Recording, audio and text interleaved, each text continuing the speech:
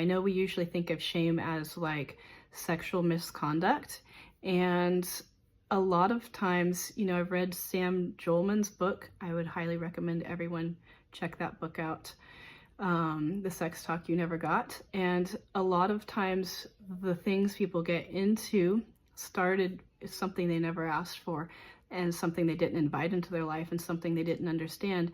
And so the shame then starts at that point, which they had no intention or desire to be a part of, but there was some pain or some trauma, and then it carries into the rest of their sexuality and self-hatred.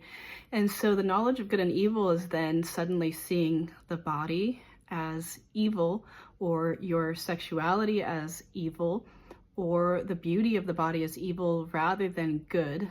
And so everything that God created in the beginning was good. And when he created us humans, he said we were very good.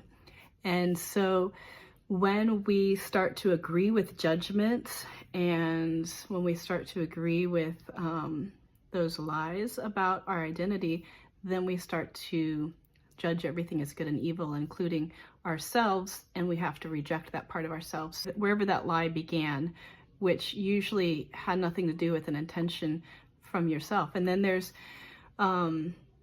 people who are parents, especially if everything doesn't go down just like, or some issues come up with your kids, you're like, maybe I'm a bad parent, maybe I'm, and same thing when you're married, like maybe I'm a bad wife, maybe I'm a bad husband, because there's something in your performance that you are judging yourself for, instead of seeing this whole thing as good, seeing that like you being a mom is a good thing, you being a spouse is a good thing. If you have a strong sense of shame speaking to you, the only way that you can pull back your identity into that wholeness is to really believe that you are perfect, not based on what you have or haven't done. Perfect.